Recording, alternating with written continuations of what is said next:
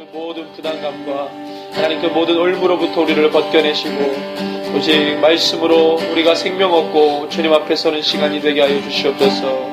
감사를 드리며 존귀하신 예수 그리스도의 이름으로 기도합니다. 아멘. 우리 다 같이 사도신경으로 우리의 신앙 함께 고백합니다. 나는 전능하신 아버지 하나님 천지의 창조주를 믿습니다. 나는 그의 유일하신 아들 우리 주 예수 그리스도를 믿습니다. 그는 성령으로 잉태되어 동정녀 마리아에게서 나시고 본디오 빌라도에게 고난을 받아 십자가에 못 박혀 죽으시고 장사된 지 사흘 만에 죽은 자 가운데서 다시 살아나셨으며 하늘에 오르시어 전능하신 아버지 하나님 우편에 앉아 계시다가 거기로부터 살아있는 자와 죽은 자를 심판하러 오십니다. 나는 성령을 믿으며 거룩한 공교회와 성도의 교제와 죄를 용서받는 것과 몸의 부활과 영생을 믿습니다. 아멘. 함께 찬양하겠습니다. 하나님의 사랑을 사모하는 자, 하나님의 사랑을 사모하는 하나님의 평안을 바라보는 자, 너의 모든 것 창조하신 우리 주님, 너를 얼마나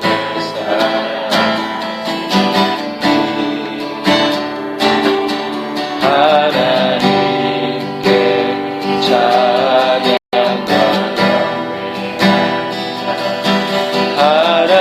하나님의 선하심을 닮아가는 자, 너의 모든 것 창조하신 우리 주님, 너를 찬양하고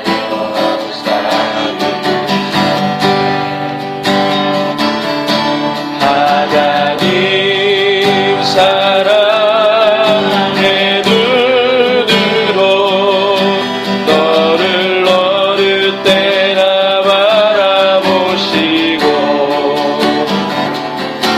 하나님 인자한 귀로서 언제나 너에게 이으시니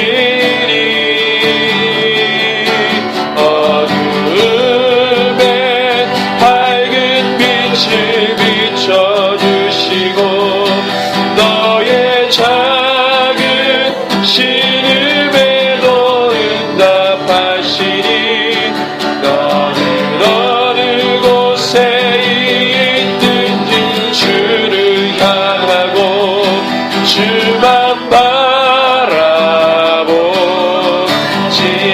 하나님 사랑의 눈으로 하나님 사랑의 눈으로 너를 어느 때나 바라보시고 하나님 인자한 귀로서 언제나 너에게 이르시니 어둠에 밝은 빛을 비춰주시고 너의 작은 신음에도 응답하시니 너는 어느 곳에 있든지 주를 향하고 주만 바라보지라. 하나님 사랑을 하나님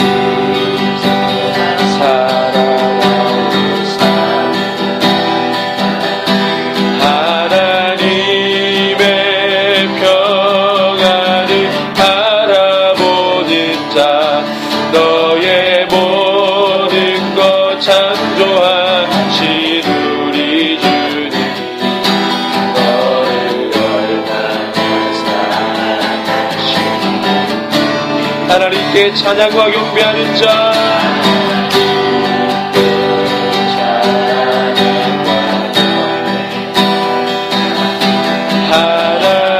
하나님의 선한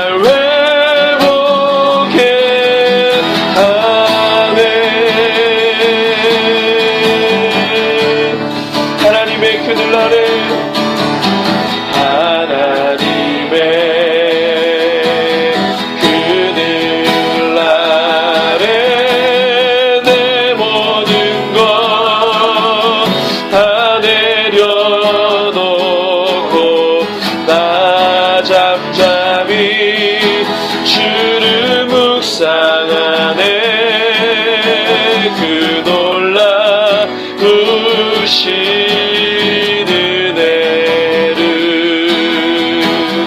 끝이 없는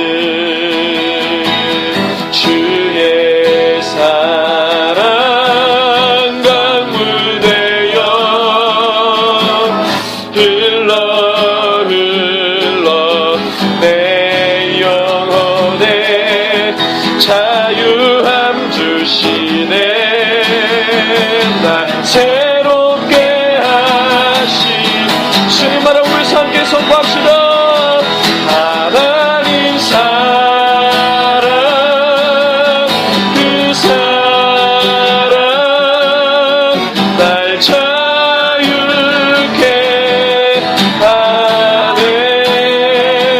하나님 사랑 그 사랑 날 자복케 하네.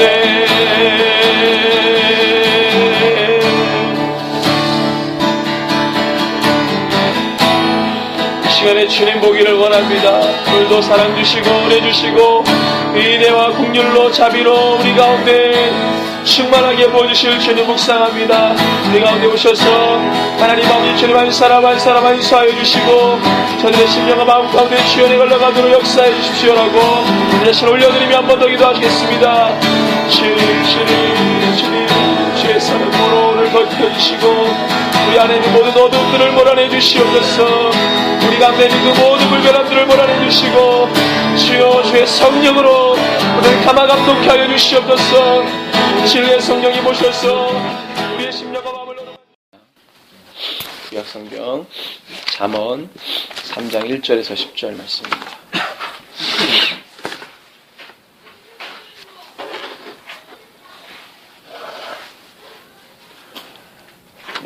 찾으셨으면 우리 한 절 한 절 교독하고 10절은 같이 한번 읽겠습니다. 제가 먼저 읽습니다.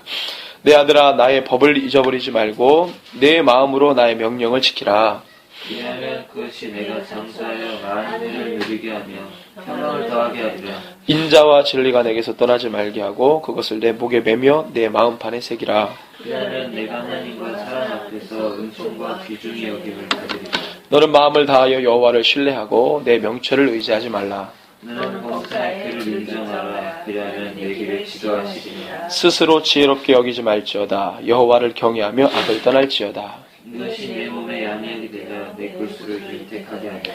내 재물과 내 수산물의 처음 익은 열매로 여호와를 공경하라. 그리하면 내 창고가 가득히 차고 내 포도주 틀에 새 포도즙이 넘치리라. 아멘.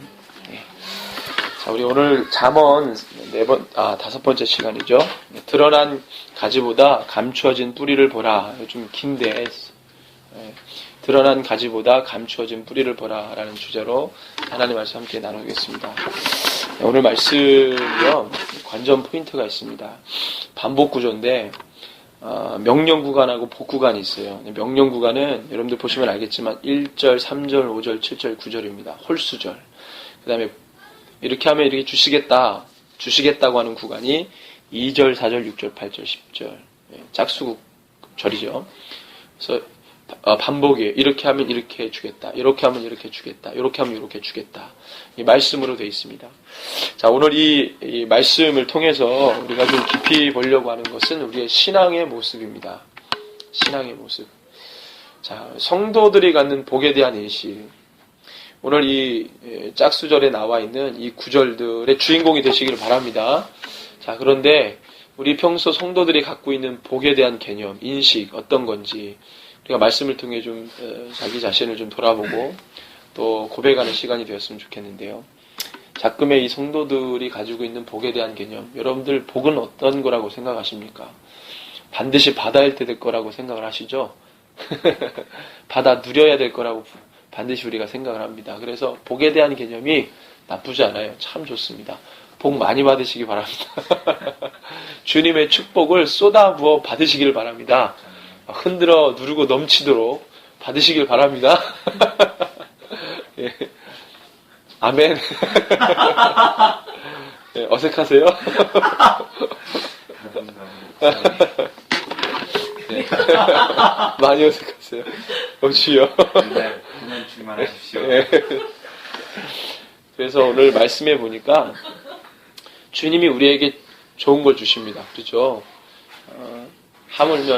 하물며 우리 하나님이 너희에게 정말로 좋은 걸 주시지 않겠느냐. 악한 자라도 그 아들에게 좋은 거를 주려고 하는데 너희 천부께서 아버지 하나님께서 너희 아버지가 되시는 분께서 너희들에게 좋은 것을 주지 않겠느냐. 그리고 하신 말씀, 예수님 말씀 기억하시죠? 그 다음에 뭘 주신다고 하십니까?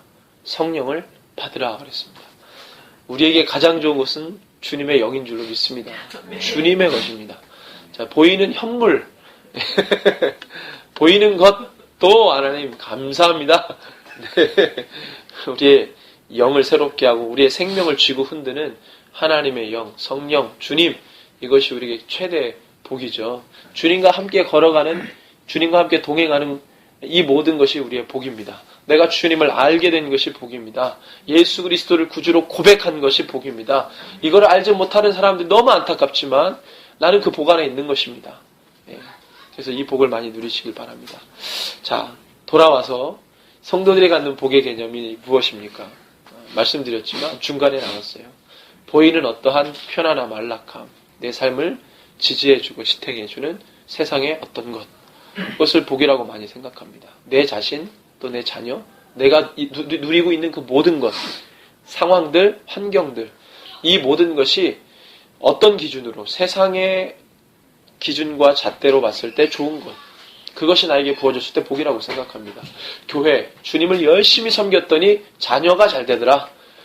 주님을 열심히 섬겼더니 직장과 사업이 잘 되더라.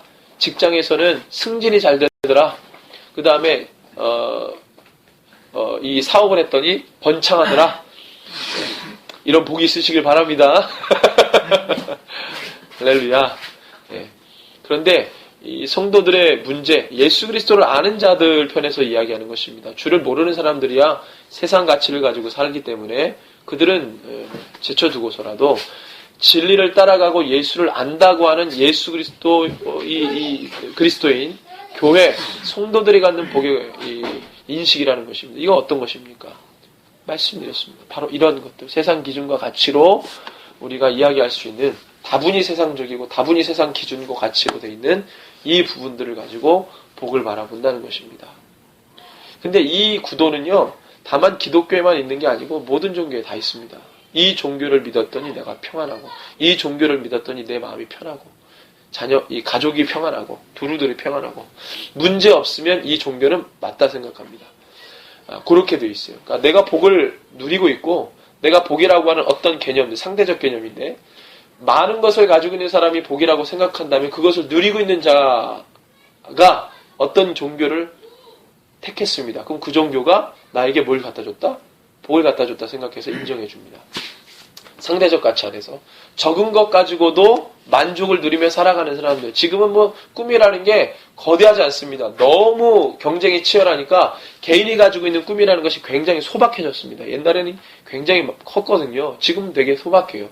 그 소박한 거 상대적인 가치인데 이 소박한 꿈을 가지고서라도 내 마음이 평안하고 내가 그냥 주어진 상황에서 된다면 그 사람이 가지고 있는 종교가 그걸 해줬다고 생각해요. 그럼 그 종교를 인정합니다. 그러니까 무엇이 무엇을 내가 지금 처해 있는 상황에서 분석했을 때 내가 받은 이 상황이 복이라고 생각한다면 그것 가지고 종교를 인정하는 거예요. 그렇지 않으면 종교를 인정하지 않습니다. 내 삶에 복이 없으면 종교 인정 안 해요. 복이 있으면 인정합니다.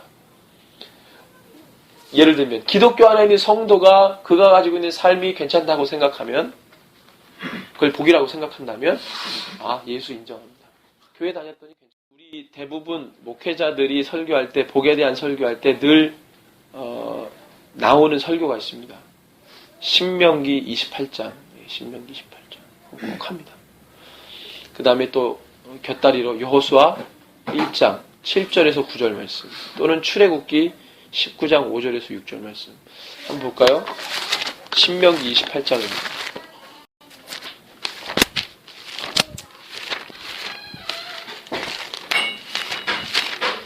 신명기 28장 1절에서 14절까지. 자, 여기 보면은요, 북상이 저절로 됩니다. 은혜 충만 아멘을 연신해서 나오는 어떤 예배, 금요기도회 때 목사님이 막 기도를 하는데 이 목사님 얼마나 훌륭하신가. 신명기 28장 1절에서 14절을 다 외우셨네. 그래가지고 금요기도회 때 성도들에게 내가 내 하나님 여호와의 말씀을 1절부터 쫙 암송을 하면서 기도를 쫙 하시니까 성도들이 얼마나 좋아요. 아멘 아멘 아멘 할렐루야 하고 난리가 났습니다. 두 손 들고. 복을 받을 것이며 복을 받을 것이며 복을 받을 것이며 계속 나옵니다. 그랬더니 얼마나 아멘을 받아 먹어요. 아멘 아멘 아멘. 설교 때 복음 설교하고 제자 설교하면 아멘 한 번도 안 하는 사람들이 복에 대한 기도를 막 암송해서 하니까 아멘 아멘 두 손 들고 아멘 아멘. 자, 그런데 이 복을 주시겠다고 하는 그 말씀 맨 앞에 뭐라고 되어 있습니까? 28장 1절에 보면 내가 내 하나님 여호와의 말씀을 삼가 듣고 내가 오늘 내게 명령하는 그의 모든 명령을 지켜 행하면 2절에 너가 너 하나님 여호와의 말씀을 청종하면 이런 것은 한 번이나 두 번밖에 안 나와요. 그리고 복 주겠다는 얘기는 쫙 나옵니다. 그럼 사람들이 어디에 관심이 가 있을까요? 뒤에 나오는 복. 횟수가 많거든요. 이걸 왜 주시냐라고 하는 연결점. 오늘 주제로 하면 뿌리는 잘 묵상하지 않습니다. 하나님과 우리와 복의 상관관계. 복이 어디서 옵니까? 왜 옵니까? 왜 우리가 복을 누려야 됩니까? 주님이 우리에게 복을 주시겠다고 하는 이유는 무엇입니까? 그 복의 모티브는 어디 있습니까? 여호수아 1장 7절에서 9절을 볼까요?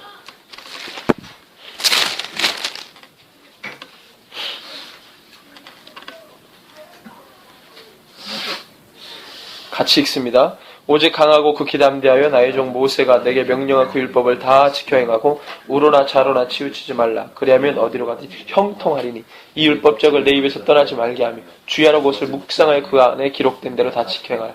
그리하면 내 일이 평탄하게 될 것이요 내가 형통하리라. 내가 내게 명령한 것이 아니냐. 강하고 담대하라. 두려워하지 말라. 놀라지 말라. 내가 어디로 가든지 내 하나님 여호와가 너와 함께 하시니 형통하느니라. 평탄하게 될 것이다. 형통하느니라. 아멘 아멘. 그런데 그 전에 뭐가 있어요? 이 율법을 다 지켜 행하며 율법책을 내 입에서 떠나지 말게 하며 그것을 주야로 묵상하며 기록한 대로 다 지켜 행하면 뿌리는 온데간데 없고 무성한 가지만 붙들고 앉아있는 거예요. 무슨 가지가 뿌리 없이 가지가 뻗어나가는 가지가 있어요? 없어요. 출애굽기 19장 5절에서 6절입니다. 출애굽기 19장 5절에서 6절.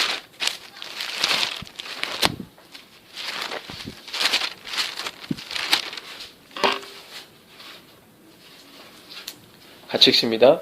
세계가 다 내게 속하였나니 너희가 내 말을 잘 듣고 내 언약을 지키면 너희는 모든 민족 중에서 내 소유가 되겠고 너희가 내게 대하여 제사장 나라가 되며 거룩한 백성이 되리라. 너는 이 말을 이스라엘 자손에게 전할지니라. 그 이후에 나오는 주님 입에서 나오는 모든 말씀의 원형입니다. 이게 모든 말씀의 원형이 바로 이거예요. 그러니까 결국에는요, 하나님과 우리와 복의 상관관계의 최고봉에 있는 것은 뭡니까? 하나님의 말씀입니다. 그것을 순종하는 것입니다.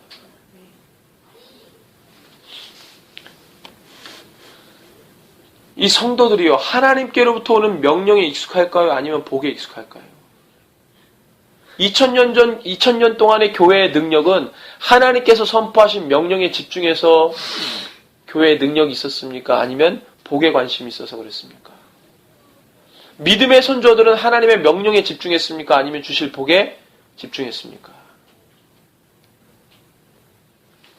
우리가 어디에 집중해야 됩니까? 뿌리를 봐야 한다고 하니까 뿌리는 없어요. 안 보여요. 파야 되니까 너무 힘들어요. 우리의 신앙이 바로 무성한 가지만 바라보는 신앙이라는 것입니다. 근데 예수님이 말씀하셨어요. 그렇게 하지 말라고. 너희가 봐야 할 것은 뭐라고? 뿌리라고 말씀하십니다. 뿌리, 원줄기 있잖아요. 뿌리에서 나오는 원줄기. 그래서 예수님이 요한복음 15장에 뭐라고 했습니까? 나는 포도나무요, 너희는 가지니 그랬습니다. 우리가 어디에 붙어 있는 거예요? 뿌리에서 나오는 원 가지에 붙어 있는 가지라는 거예요. 원. 이 줄기에 붙어 있는 가지라는 거죠. 우리가 가지만 있다고 팔랑팔랑 거릴 수가 없는 거예요. 우리는 원 뿌리에서 나오는 줄기에 붙어 있는 가지인 거예요. 주님은 무엇입니까? 말씀이죠. 뿌리에서 나오는 원줄기인 말씀. 그것에서 떨어져 있으면 복도 아닙니다. 하나님의 말씀에 집중해 있을 때, 그 뿌리에서 나오는 원줄기에 붙어 있을 때 우리의 정체성이 분명한 것이고, 이 복에 대한 개념도 분명해지는 것입니다. 우리에게 복에 대해서 집중하라고 말씀하지 않으셨어요. 뿌리와 원줄기. 성경 안에서 뿌리와 가지에 대한 여러 가지 비유를 말씀하십니다. 마태복음 13장에 보면 비유장이 나오거든요. 한번 볼까요?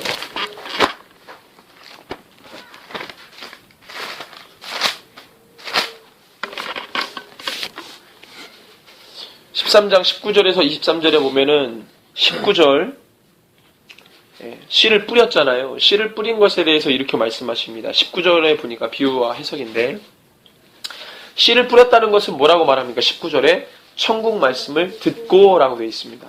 그 다음에 20절에도 보면은 말씀을 듣고, 그죠? 그 다음에 22절에 보면 말씀을 들으나, 23절에 보면 말씀을 듣고. 씨가 뿌려졌다는 것은 뭐라는 거예요? 말씀을 들었다는 것입니다. 그 씨가 떨어지면은 그 땅 속에서 씨가 어떻게 됩니까? 뿌리가 내려지죠. 그래서 이 뿌리는 뭡니까? 하나님의 말씀이죠. 자, 누가복음 8장 11절을 한번 보겠습니다. 같은 비유장인데 여기는 분명하게 이야기합니다. 누가복음 8장 11절 같이 한번 읽습니다. 이 비유는 이러하니라. 씨는 뭐라고 말합니까? 하나님의 말씀이요 라고 되어 있습니다. 하나님의 말씀인 거예요. 요한복음 1장 1절 그 다음에 14절에서는 말씀이 태초에 뭐가 있었다고 말합니까? 1장 1절에 말씀이 계시니라. 그 다음에 14절에 요한복음 1장 14절에는 뭐라고 되어 있나요? 고백되어 있나요? 말씀이 육신이 되어라고 말합니다. 그건 누구를 말하는 것입니까? 예수 그리스도 주님이십니다. 그분이 우리의 뿌리요. 그분에서 나오는 말씀이 우리의 뿌리인 겁니다. 이게 잘 보이지 않아요.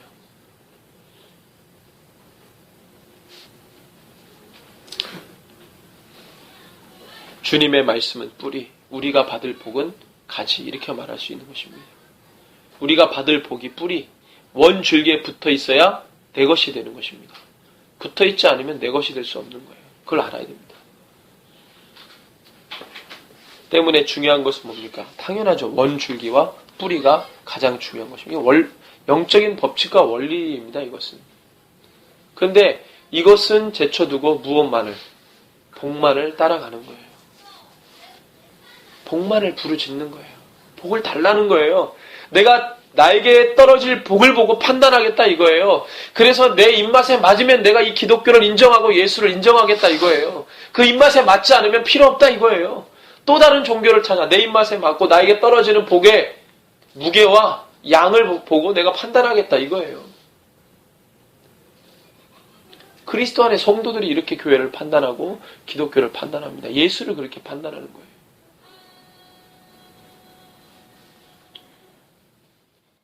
위에서 말하고 있는 천국은 어떤 모습입니까? 잘 보십시오. 여러분들 31절, 33절에 이 겨자씨와 누룩의 비유는요. 31절에서 32절에 땅에다가 씨를 심은 사람만 그 씨앗이 커져가지고 나무가 돼서 모든 것을 품을 수 있다는 것을 누구만 알아요? 그 씨앗을 심은 사람만 압니다. 33절에도 마찬가지입니다. 이것을 부풀게 해서 먹을 수 있는 이 빵이 되었다. 이걸 누구만 압니까? 가루 서말 속에다가 누룩을 넣은 여자만 아는 겁니다. 겨자씨 비유와 누룩 비유에서 알려주는 천국 비유는 뭐냐면 천국을 이루도록 사명 감당하는 사명자, 헌신자, 그것을 감당했던, 희생했던 사람들. 하나님의 나라가 어떻게 완성됐습니까? 예수님의 몸을 찢어서 그것을 이루었습니다. 예수님의 몸을 찢지 않았으면 하나님의 나라가 이루어지지 않죠. 결정적으로 그것이 됐기 때문에 예수님의 몸이 씨앗처럼 심겨졌습니다. 누가 심었습니까? 하나님이 심었어요. 그걸 누가 알았습니까? 우리에게 알려줬기 때문에 안 거예요. 예수님의 비유를 누구에게 알려줬습니까? 제자들에게 비유 풀이 해줬어요. 많은 사람들은 풀이를 해주지 않았습니다.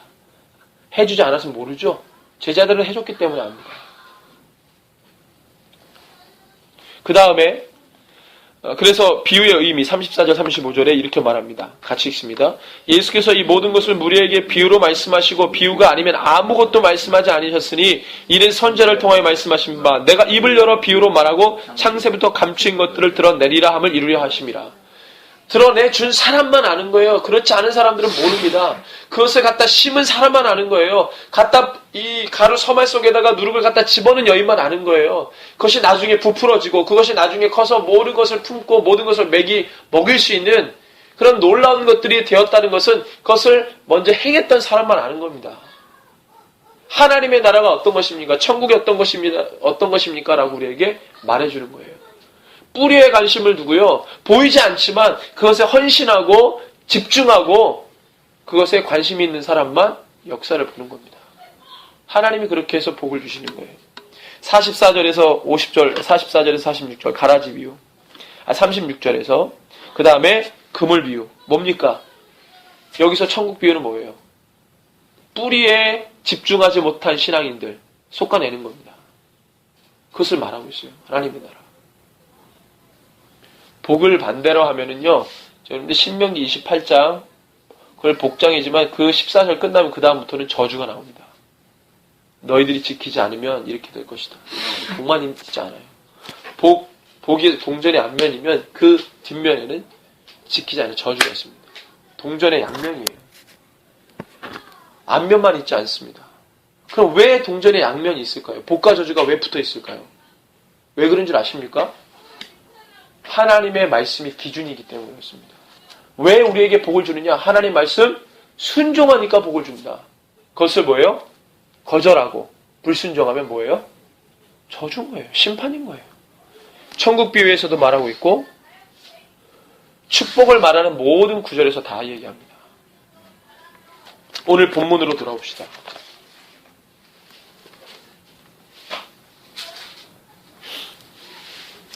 내 아들아 나의 법을 잊어버리지 말고 내 마음으로 나의 명령을 지키라. 그 다음에 3절 인자와 진리가 내게서 떠나지 말게 하고 그것을 내 목에 매며 내 마음판에 새기라.